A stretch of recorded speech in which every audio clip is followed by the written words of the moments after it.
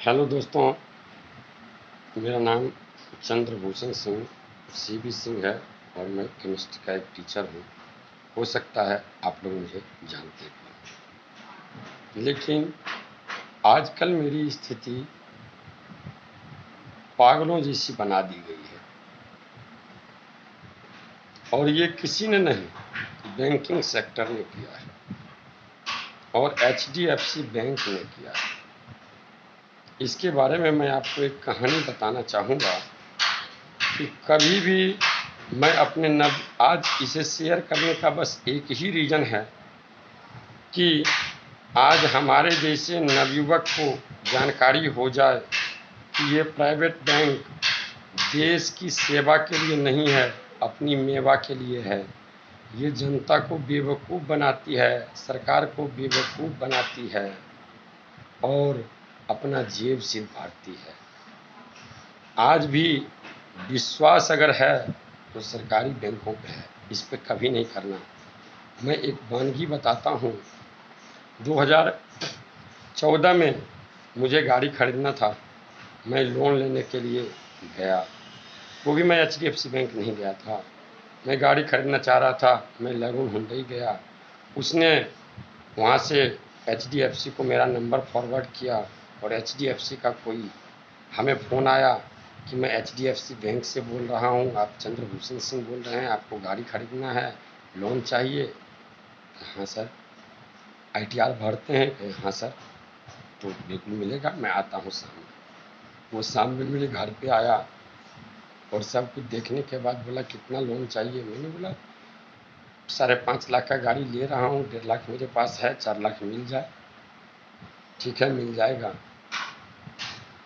लेकिन सिर्फ आपके आईटीआर पे नहीं मिलेगा आपका। तो मैंने पूछा क्यों नहीं मिलेगा? तो आपका एज 30 वर्ष से कम है, 30 वर्ष से कम होने पे कोई को अप्लीकेंट चाहिए। तो मेरी माँ को अप्लीकेंट बनाया, दोनों का सब पेपर लिया। ठीक, सब कुछ प्रोसेस से चला। ठीक है, यहाँ तक बिल्कुल सही था। वो ले गया और हमें लोन दिया। मेरे उसमें मेरा एच डी एफ सी में अकाउंट भी नहीं था और एच डी एफ सी में अकाउंट तो बाद में खुलवाया हूँ, बताता हूँ। लोन दिया, मेरे पंजाब नेशनल बैंक में गया और मैंने 48 महीने का ईएमआई लिया था। 9397 रुपये के आसपास मेरा ईएमआई आ रहा था। मैं आराम से 4 वर्ष चुकाते चला गया और 2018 में मेरा लोन ख़त्म होने वाला था। 2018 के सितंबर में मेरा लोन खत्म, अक्टूबर में लोन खत्म होने वाला था। सितंबर में बैंक से फिर से फ़ोन आता है, अरे वाह क्या अच्छा आपका सिविल स्कोर रहा। ऐसा तो बहुत कम कस्टमर होते हैं जो एकदम ड्यू डेट पे पेमेंट सब आपका गया, कोई चेक बाउंस नहीं हुआ। इससे खुश होके आपको बैंक फिर से उतने का ही कैश लोन करती है। मैंने बोला मुझे लोन की ज़रूरत नहीं है, क्या करूँगा? नहीं सर, आप एक गाड़ी और खरीद लें। कहाँ लगाऊंगा और किसके लिए गाड़ी लूँगा? मैं गाड़ी भाड़ा पे थोड़ी लगाता हूँ। तो कुछ भी कर लीजिए सर, 10% में इंटरेस्ट लगेगा, और भी कोई बहुत काम होते हैं, ले लीजिए ना सर। हम बोले कि देखो अब मेरी माँ भी अब मेरे लिए को अप्लीकेंट में अलाउ नहीं करेगी। तो उसने क्या बोला सुनो, और क्या किया। ठीक, सर काहे के लिए माँ को बुलाओगे, आप छोड़ो ना। ठीक, कुछ नहीं, आप सब कुछ, जबकि पहले वाले फॉर्म पे सब कुछ सही है, दूसरे में देखो वो जब फंसाना चाहा तो कैसे, लोभ क्या चीज़ होती है, लोभ कैसे दे के फंसाता है ये सब, और उसके बाद किस ढंग से जनता का शोषण करता है। आज चोरी चमारी, ठीक, जो लोग बोलता है एटीएम से पैसा इधर से उधर हो गया, कोई नहीं करता है, यही बैंकिंग सेक्टर करता है। और यही साला एचडीएफसी करता है, यही आईसीआई करता है, यही एक्सिस बैंक करता होगा। मैं नहीं जानता हूँ, लेकिन इसके बारे में तो मैं जानता हूँ, क्योंकि इसका तो मेरे पास सब प्रूफ है, सब प्रूफ है। अकाउंट से सब कुछ जुड़ा हुआ रहता है ना भैया, ऐसे थोड़े कुछ बातें होती है। और मैं यही चाह रहा हूँ कि अब ये सच्चाई, ठीक, तो क्या घटनाएं घटी ये ज़रा सुनो। तो वो बोला कि बैंक में सभी के सामने माँ का सब कुछ चिपकवाया और माँ के को अप्लीकेंट में मेरा सिग्नेचर करवा के हमको 3,05,000 का लोन देना की बात किया। ठीक, सब कुछ सेंक्शन करके सब कुछ करवा के आ गए। हमको बोला सर जाइए आपके अकाउंट में 3 दिन में पैसा चला जाएगा। मैं आ गया, जब 3 दिन में पैसा नहीं गया तो मैं फिर एक बार बैंक फ़ोन किया, पैसा क्यों नहीं गया? सर आप बैंक आइएगा, बैंक का नियम चेंज हो गया। देखो देखो देखो बैंक का नियम चेंज हो गया है, अब दूसरे बैंक में पैसा नहीं जाएगा, आपको HDFC में ही अकाउंट खोलाना होगा। तो जब मैं सब कुछ कर चुका था तो HDFC में अकाउंट खुलवा लिया। ठीक, उसने मुझे पैसा दे दिया।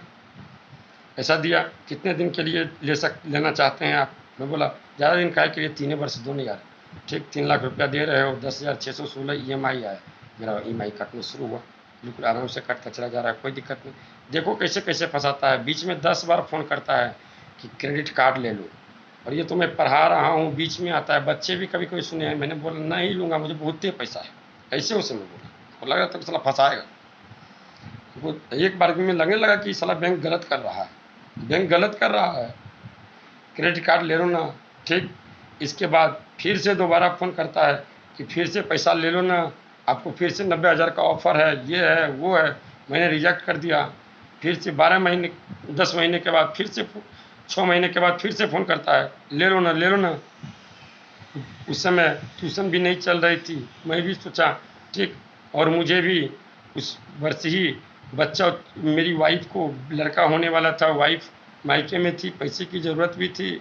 मैंने सोचा चलो ले लेते हैं, EMI तो दे ही देते हैं, क्या दिक्कत है, और बैंक खुद दे रही है, हम थोड़े लेने जा रहे हैं। तो हमने ले लिया, और आराम से तब मेरा 92,000 के आसपास रुपया आया, और उसका EMI 5620 रुपया हुआ। तो अब मेरा 2 लोन अकाउंट हो गया, 10,616 और 5620, आराम से कटता चला जा रहा है।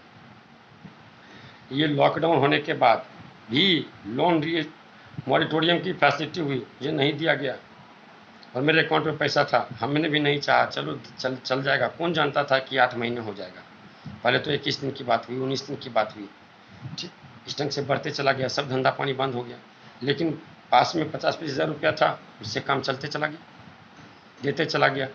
लेकिन जब जून तक दिया, उसके बाद हमें लगने लगा कि अब भी बंद है, अब तो बड़ी मुसीबत है। मैं बैंक गया कि मुझे मॉरिटोरियम की फैसिलिटी दी जाए।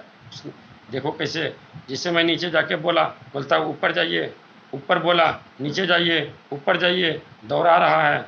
उसके पास गया तो क्या बोलता है कि अरे उससे बात करो, उसको नंबर दिया, अरे यहाँ से हटिए, कोरोना है, ये है वो है। इतने पे मैं गुस्सा गया, साला क्या तरीका है, सरकार दे रही है और तुम क्यों नहीं देते हो। ठीक, तो जब मैं गुस्साया तो एक आया और बोला ठीक है, ऐसे ऐसे करो करो करो करो, हो जाएगा हो जाएगा। बहुत कुछ हुआ, वो भी बैंक डिसाइड करेगी आपको मिलेगा कि नहीं मिलेगा। मेरा इतना अच्छा स्कोर है, क्यों नहीं मिलेगा भैया। मैंने जैसे लॉन्च किया तुरंत मुझे मिला। 2 महीने जो कटा था वो भी रिटर्न कर दिया गया, अकाउंट में आया। मेरी ईमानदारी तो देखो, मैंने उस पैसे को भी नहीं छुआ। 2 लोन अकाउंट में मैंने मात्र 1 लोन अकाउंट का मॉरिटोरियम लिया, 5620 रुपया चाहे देते चला जाऊँ, जो लौटाया उससे देता चला गया। क्योंकि वो लोन मॉरिटोरियम तो अगस्त तक का था। अगस्त तक के बाद सरकार ने हाथ उठाया। सरकार ने सोचा बैंकिंग सेक्टर पर छोड़ दें। सरकार यही गलती कर गई। ये बैंकिंग सेक्टर तो साला जल्लाद है, जल्लाद सरकार के दिए गए सारे फैसले को इन्हें बर्बाद कर दिया है। देखो गलत करके मेरे माँ के नाम के नीचे हमसे सिग्नेचर करवा के पैसा देता है, और उसके बाद देखो इसकी कहानी। ये प्राइवेट सेक्टर, प्राइवेट बैंक जल्लाद है साला, कभी इसमें मत पड़ना। ठीक, दूसरे केस में अब देखो क्या कहानियाँ हुई इतने के बावजूद। ठीक, जब मुझे मिला कि देते चला गया, चलो ये उम्मीद थी कि अब ठीक हो जाएगा, अब ठीक हो जाएगा, अब खुल जाएगा तो पैसा आने लगेगा, तो फिर देते चले जाएंगे, काहे के लिए परेशान होना है। लेकिन सिचुएशन बदलते चली जा रही थी। जब अगस्त तक का लोन मॉरिटोरियम की थी बातें, अगस्त तक लोन मॉरिटोरियम, उस एक अकाउंट का मिला हुआ था और दूसरे का मैं पैसा कटाते चला आ रहा था। ठीक, तो अब सितंबर में मेरे अकाउंट में पैसा नहीं बचा, कि एक ही 10,616 कटते कटते मेरे अकाउंट में पैसा नहीं बचा। 311 रुपया बचा, वो 5620 रुपया वाला काटा, मेरे अकाउंट को माइनस में कर दिया। और उसके बाद फ़ोन कर के इतना परेशान किया कि सर पैसा दीजिए, ये दीजिए, वो दीजिए। कहाँ से फ़ोन आता और बोलता मैं HDFC बैंक से बोल रहा हूँ, इतने का आपका EMI था, आपने क्यों नहीं दिया। अरे कहाँ से दूँ, सब कुछ बंद है अभी, और कौन बड़ी बात है भैया, इतने दिन देते चले आए। तो अरे उस समय लोन मॉरिटोरियम था, ये था वो था, तुमने लिया नहीं, और जब अब ख़त्म है तो हम देंगे नहीं, तुमको पैसा देना ही पड़ेगा, तुमको देना ही पड़ेगा। देखिए, मैं अपनी इज्जत को बचाने के लिए कि किसी को नहीं बताऊं, यही तो सबसे बड़ी गलती कर रहा था। और मैं कहीं कहीं से पैसा का जुगाड़ करके डाल देता था। ठीक, फिर से उसको डाल दिया कि चलो इस महीने तो मुसीबत टली। अब आया सितंबर में भी मेरे पास पैसा नहीं, क्योंकि सब कुछ तो बंद है, कहाँ से पैसा आएगा। और गाड़ी का भी इंश्योरेंस होना था, 10,000 रुपया आया तो गाड़ी का इंश्योरेंस भी तो करवाया, कार का भी इंश्योरेंस हुआ, बाइक का भी इंश्योरेंस हुआ। और बच्चे लोग से ही पैसा तो आना ही नहीं है, बंद ही था। अब थोड़ी बहुत ऑनलाइन चल रही थी, 2-4-5 हज़ार रुपया आता भी था, तो अपना कुछ खर्च भी होता है दोस्तों। अब जरा देखो, सितंबर में मैं पेमेंट नहीं दे पाया, तो फिर से उधर से फ़ोन पे फ़ोन 5 तारीख का डेट है, उससे पहले फ़ोन आता था, लोन अकाउंट पे मेंटेन करिए, ये कीजिए, वैसे नहीं होना चाहिए, पेनल्टी लग जाएगा, ये लग जाएगा, वो लग जाएगा। अरे आदमी एक तो खुद ये कोरोना के कारण डिप्रेशन में है, क्या सोचेगा। मैं उसको बोल रहा हूँ, उस समय लोन मॉरेटोरियम वाली बातें भी सरकार भी हटा चुकी थी, और सरकार का ये मामला कोर्ट में चल रहा था। और अगर सरकार का मामला था भी इससे पहले, तो उसने गलत करके हमें लोन दिया था। जो बोलता था चलो भैया तो दे दो ना, क्या दिक्कत है, मैं ये सोचता था हमको तो देना है ही, दे देते हैं, ख़त्म हो जाएगा, एनओसी ले लेंगे। इस बार मैं डिसाइड कर लिया एनओसी ले लूँगा। अब ज़िंदगी में मुझे लगने लगा कि ये साला फंसाता है, एनओसी ले लूँगा, ये कर लूँगा। इसके बाद सितंबर में नहीं दे पाया। एक दिन में 7 नंबर से फ़ोन आता है और 1 घंटे में आता है। कभी रूपाली बोल रहा हूँ, कभी अलग अलग नंबर से, कभी रीमा बोल रही हूँ, कभी खुशबू बोल रही हूँ, दिल्ली से बोल रही हूँ, कभी मुंबई से बोल रही हूँ, कभी कलकत्ता से बोल रही हूँ, चंद्रभूषण सिंह बोल रहे हैं, इतने का EMI आपने क्यों नहीं दिया। अरे भैया कहाँ से दूँ, मैंने कितने बार बैंक से जाकर रिक्वेस्ट किया, कुछ नहीं सुनने के लिए। मैंने रीस्ट्रक्चरिंग मांगा, नहीं दिया। ये साला प्राइवेट बैंक चुतिया बनाता है लोगों को, सरकार को बेवकूफ़ बनाता है। और इसके बाद मैंने इतना, तब वो क्या बोलता है कि लोन मॉरेटोरियम लेते हो, पता है तुमको क्या, 3 महीने लिए हो, तुम्हारा 9 महीना पैसा बढ़ गया। चलो साहब बढ़ गया, जो होना होगा होगा। आप नहीं दोगे पेनल्टी लगेगा, ये लगेगा, वो लगेगा, जो लगना होगा लगेगा, जिससे होगा। वो समझ गया कि उस समय अब ये बात नहीं बनेगी, वो रख दिया। फिर एक लड़की फ़ोन करती है, फिर एक लड़का फ़ोन करता है। हम आज ही जाके मोबाइल को रख लिए। उसके 7 दिन के बाद, 5 दिन 6 दिन के बाद, परसों तरसों फिर एक लड़का फ़ोन करता है। इतनी टॉर्चर करता है, मैं गाली गलौज करता है कि मैं मेंटली डिस्टर्ब हो जाता हूँ, पढ़ाना भूल जाता हूँ, चिल्लाना शुरू कर देता हूँ, झूठ बोलना शुरू कर देता हूँ। और कल तो उसने हद कर दिया, कल तो मैं आत्महत्या करने जा रहा था।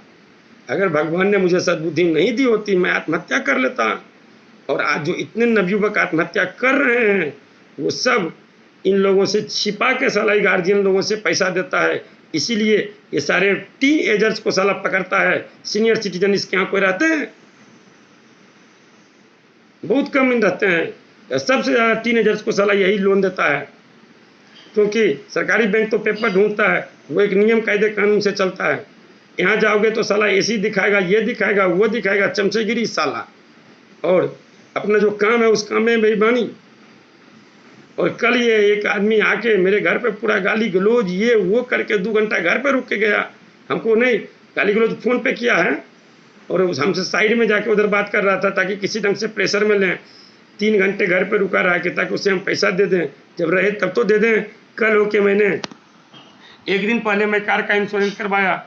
कल इस कारण में बैच में बच्चों से रो के रिक्वेस्ट करके बोला यार दे दो यार, डिफॉल्टर बन रहे। क्या बोले सर, क्या बोले। मेरी एक ही अपील है, ये वीडियो मोदी जी तक आज पहुंच जाए, सरकारी अफसर तक पहुंच जाए, सभी की नींद खुल जाए कि ये HDFC समझे आपकी दुनिया नहीं, उजाड़े आपकी दुनिया। जो इसमें गया वो बर्बाद हो गया, जो इससे कर्ज लेगा वो कभी मुक्ति नहीं पाएगा, ये बार बार देते रहेगा और उसे बर्बाद करके रख देगा। मेरी रिक्वेस्ट है सरकार तक ये बातें पहुंच जाए। उसके बाद एक जांच कमेटी बैठे, मेरे पास टोटल रिपोर्ट है भैया, पैसा बैंक से गया। मैं सरकार से बोलता हूँ CBI जांच करवा दे, मुझे बेदाग निकलवा दे, नहीं तो मैं मर जाऊंगा। लॉकडाउन तक में भी पैसा देता रहा, क्या भरा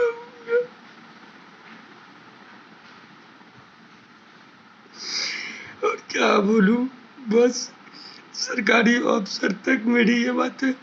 मेरे पैसा यूनिवर्सिटी में पहुंचा, मैं रोज रात दिन इसीलिए दौड़ दौड़ के जाता हूँ। अफसर नहीं, क्या बोले, लोगों से जाके कर्ज मांगा।